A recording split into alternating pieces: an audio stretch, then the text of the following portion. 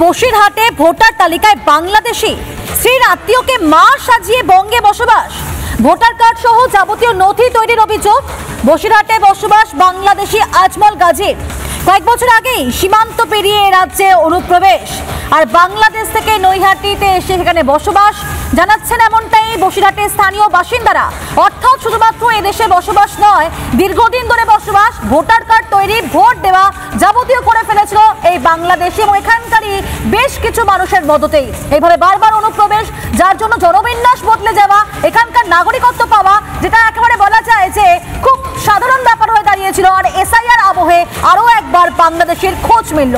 কি অভিযোগ করছেন স্থানীয় বাসিন্দারা, শুনুন। আমি তো এদেরকে চিনি বলতে চেনা আছে, কিন্তু এরা বাংলাদেশীও। নূর ইসলাম শেখ হচ্ছে পরিবারের হেড।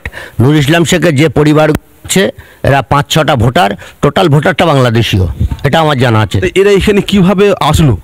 কিভাবে আসলে চোরাবাড়ারে এসেছিল, এই মতো অবস্থায় আমাদের কাছে এসেছিল। আমরা বিএলআর এ বা বিএলআর এ সবাই আমরা আলোচনা করেছি। এরা আমাদের পেপার দেখে দেখলাম টোটালটাই এরা বাংলাদেশীয়। তাই এরা এখানে কিভাবে ভোটার কার্ড করলো?